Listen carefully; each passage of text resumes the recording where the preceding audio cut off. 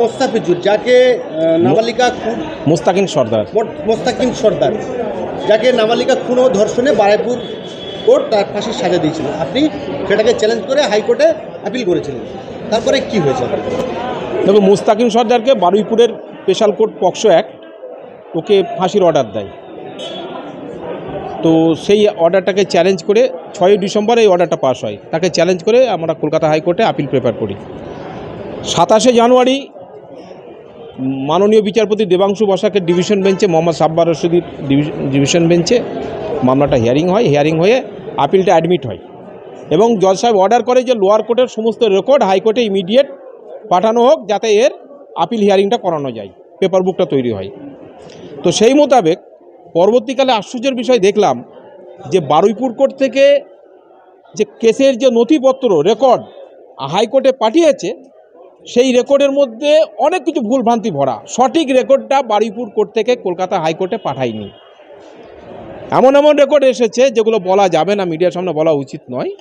তো সেটা আমার মক্কেলের কাছে অত্যন্ত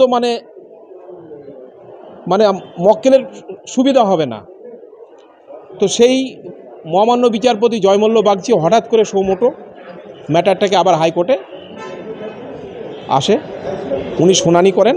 শুনানি অন্তে 18ই ফেব্রুয়ারি মাননীয় বিচারপতি জয়মল্ল বাগচি এবং জাস্টিস গৌরাঙ্গ কান্ত অর্ডার দেয় যে বারুইপুর কোর্ট যে লোয়ার কোর্ট যে রেকর্ডটা পাঠিয়েছে হাইকোর্টে, এই রেকর্ডটাকে আবার বারুইপুর কোর্টে পাঠিয়ে দেওয়া হোক। তুমি যে রেকর্ডটা পাঠিয়েছো বারুইপুর কোর্ট, এই রেকর্ড ঠিক নেই, defective record, again it is sent to you.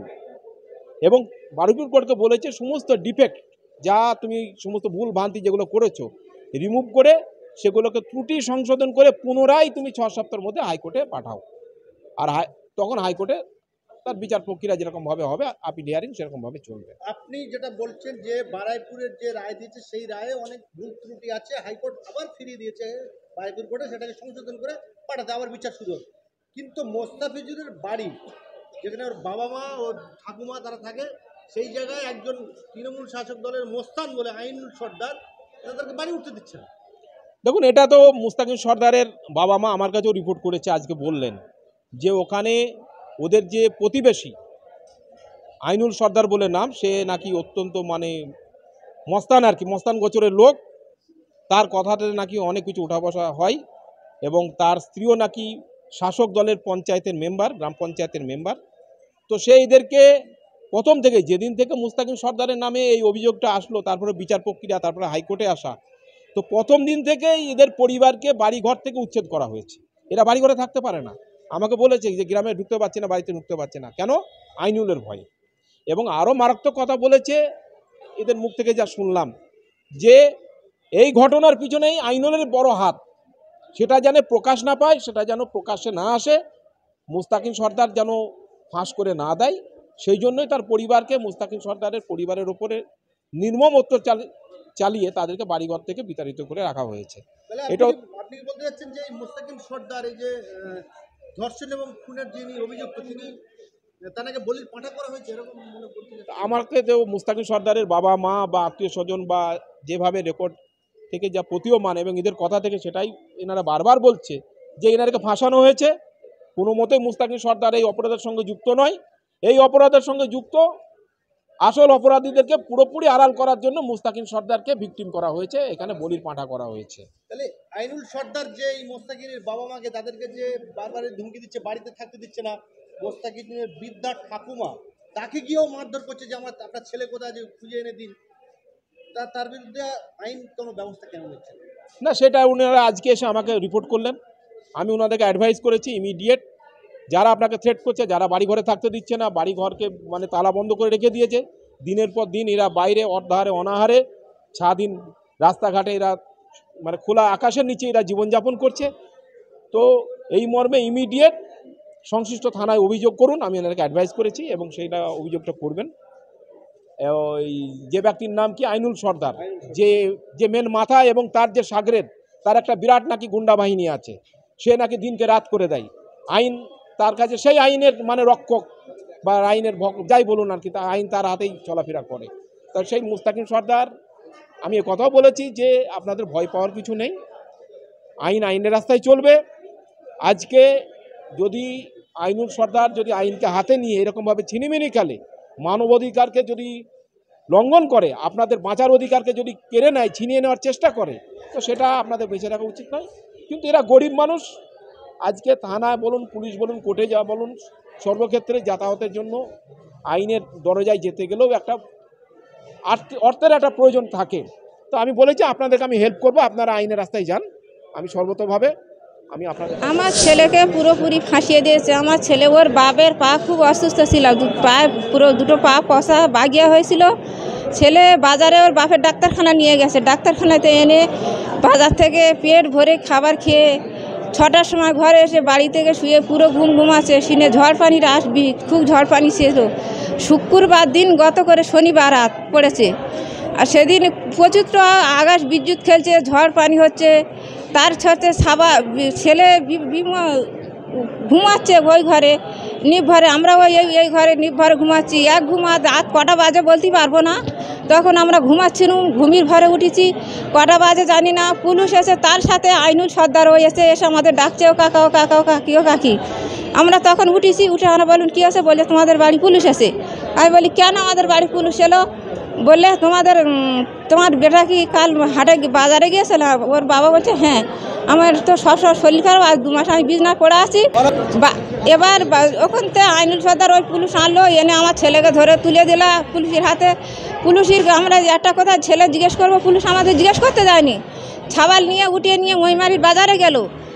মহিষমারের বাজারে গিয়ে ওখানে ছেলের এত অত্যাচার করেছে। ছেলের এখন ঠ্যাং ভাঁ আছে, ঠ্যাং নাকি ভেঙে দিয়েছে ছেলের কাছে।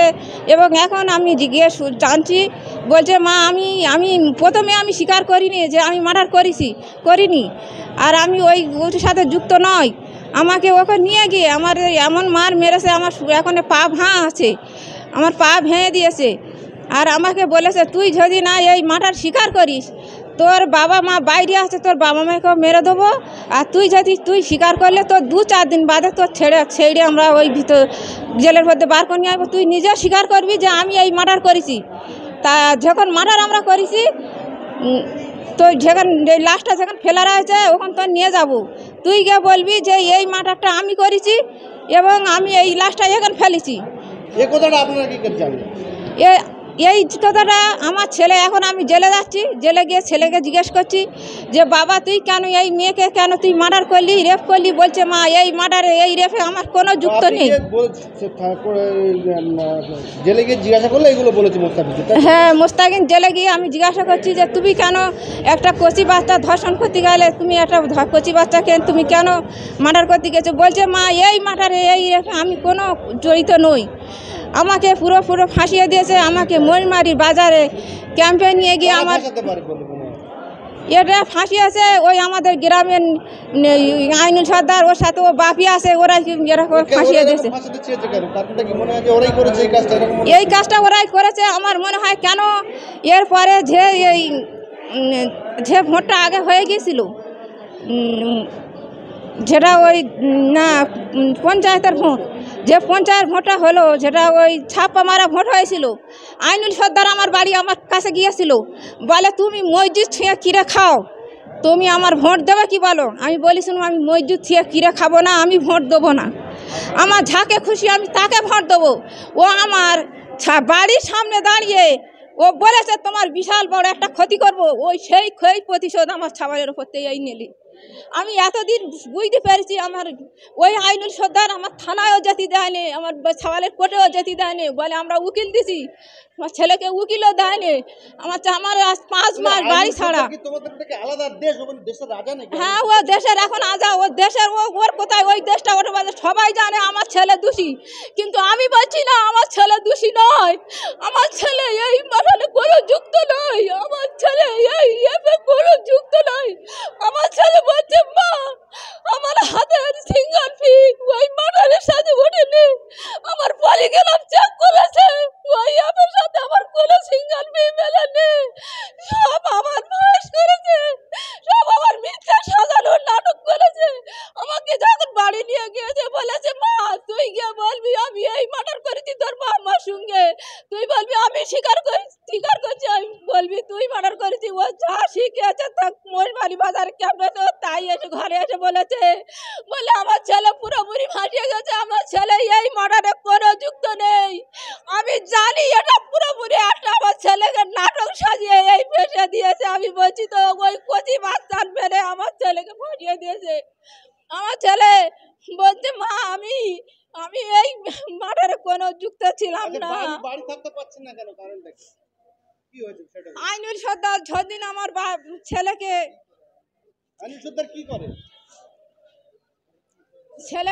আইনুল সর্দার কে, ওর পরিচয়টা কি একটু বলুন। ও একটা মস্তান। ও কি রাজনীতি করে? হ্যাঁ, ও রাজনীতি করে, ও মস্তান। ও আবার কোন আমাকে দল করে ও? ও টিএমসি করে। তো এখন আপনারা আছেন কোথায়? এখন আমরা ওই কলকাতায় এক জায়গা ঘর ভাড়াটিয়া নিয়ে আসি, আমাদের একজন দেখাশোনা করছে। আপনারা বাড়িতে যাচ্ছেন না কেন? বাড়িতে যাই না, ওই আইনুল সর্দার আমাকে ধমকি দিচ্ছে, তোমার ছেলে মার্ডার করেছে। ওই নেড়া সর্দারের নাম বলছে, নাকি করেছে নেড়া সর্দার। তোমার ছেলে নাম বলছে কেন? তোমার ছেলে ওই একা করেছে, একা স্বীকার করেছে সব। আর কোর্ট দেখবে, আমার ছেলে যদি অন্যায় করে কোর্ট বিচার করে পাত্রী করে। ওই জনকে আমাকে ধমকি দিচ্ছে, আবার বাপেকে ধমকি দিচ্ছে। মহিমারি বাজার থেকে আমার ছেলেকে যখন নিয়ে আমার বাড়ি আনলো, মারধর করে সব স্বীকার করে বাড়ি আনলো, এনে ছেলের বলছে ওর বাপের আমার টিপ সই নিলা, যে তোমরা টিপ সই দাও না। আমরা বলছি আমরা তো লিখতে জানি না, আমরা টিপ দেবো, টিপ দিয়ে নিলাম। নিয়ে ছেলেকে নিয়ে পুলিশ চলে যাচ্ছে, বলছে তোমরা ছেলের আশা ভুলে যাও, আর তোমার ছেলের জামা কাপড়গুলো দাও, তোমার ছেলের জামা কাপড়গুলো দাও। পুলিশ বলছে তোমার ছেলে যে জামা কাপড় পরে মহিষমারি হাটে বাজারে গিয়েছিল সেই জামা কাপড়গুলো আমাদের কাছে দাও। আমি সেই জামা কাপড়গুলো সঙ্গে সঙ্গে আমি একটা প্লাস্টিকি করে নিয়ে পুলিশের হাতে দিলাম। ঘর ভিতরে ছিল সাইকেল, যে সাইকেলে করে ওর বাবার বাজারে নিয়ে গেছে ডাক্তারখানা, সেই সাইকেল ছেলেকে দিয়ে সেই ঘর মধ্যে বার করলো, করে ওরা নিয়ে চলে গেল। আচ্ছা, তো আর বলুন কি নাম তোমার? আমার নাম মোমেনা সর্দার। সেই জামা কাপড় কিন্তু থানায় আসলো না, সেই জামা কাপড় থানায় আসলো না। জামা কাপড় গেল রক্ত মাখিয়ে সোমপাগড়ির বাক্সের মধ্যে আমার বেড়ার ঘর ভেতর থলো। এটা একটা ষড়যন্ত্র। কিছু 10-12 দিন বাদে মানে জামা কাপড় তোমাদের বাড়ি থেকে নিয়ে গিয়ে সেই জামা কাপড়ে ব্লাড ফ্লাড মেখে আবার বাড়িতে মধ্যে ফেলে দিয়েছে। হ্যাঁ হ্যাঁ, আমার এটা কারা করেছে? পুলিশ? এটা পুলিশ করেছে, পাবলিক করেছে, আমি বলতে পারবো জামা না। কে নিয়ে গেছিল? পুলিশ আমার কাছে নিয়ে গেছে এবং যখন ধরে নিয়ে চলে যায় আমি বলছি স্যার আমার ছেলে এই খালি গায়ে আছে, এই জামাটা নাও আর এই জুতো দুটো নাও। দুটো জুতো আর একটা জামা পুলিশের কাছে দিয়ে যাচ্ছি, পুলিশ নেয় নি, না নেওয়ার কারণে আমি সেই জুতো দুটো আমার ছেলে যে ঘরে ছিল মাটির ঘরে, সেই মাটির ঘরের দরজার সঙ্গে আমি দুটো জুতো থিয়েছি। একটা জুতো চলে যাচ্ছে পুকুরি, যে লাশ ফেলা ছিল সেই একটা জুতো যাচ্ছে সেই পুকুরি, আর একটা জুতো আছে আমার বাড়ি। এটাই একটা ষড়যন্ত্র। আর এই রক্ত আমার ছেলের জামায় কোনো রক্ত মাখা জামা ছিল না। আমি জানি, আমি ওর মা হতে পারি, আমি ওর কেমন করে মানুষ করেছি সে আমি জানি। আমার ছেলের ওই জামাইতে কোনো রক্ত মাখা ছিল না। ওরা রক্ত মাখিয়ে বেড়ার ভর দেখে সোমপাগড়ির বাক্সের ভেতরে ওই প্লাস্টিক করে রেখে গিয়েছে। 10-12 দিন বাদে ওই রক্ত মাখা জামা পুলিশ আমার ছেলেকে নিয়ে বলছে যে চল তুই মার্ডার করে যে জামা কাপড় কোথায় থুয়েছি সেখানে আমি তুই সোমবাড়ি বাক্সের মধ্যে থুইছি। তো বলে আমার ছেলেকে এনে আমার ছেলে বলছে কেন তোমরা আমার যেদিন ধরে নিয়েছো সেদিন তো আমার মায়ের কাছে জামা কাপড় সব নিয়ে আলে, তাহলে আমার আমার জামা কাপড় ঘরে থাকবে কেন? বলছে হ্যাঁ সোমবাড়ি বাক্সের ভিতরে আছে।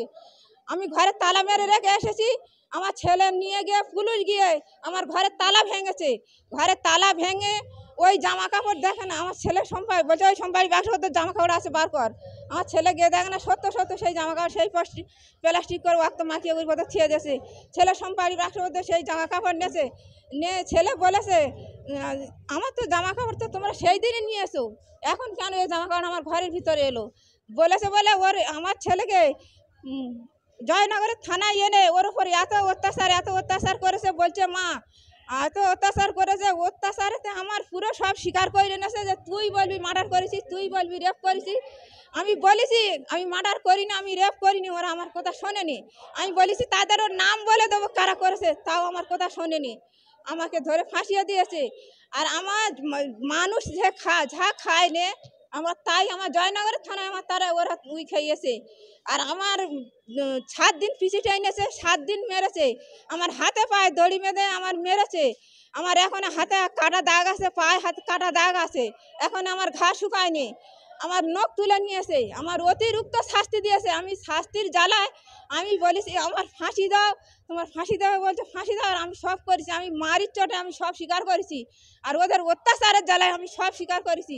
আমি তাদের নাম বলবো বলেছি, আমার নামও নেয়নি, আমার নাম ওদের শোনাতে জানা বলছে না, তোর নাম বলছে, আমি তুই সব করেছিস, তুই স্বীকার কর।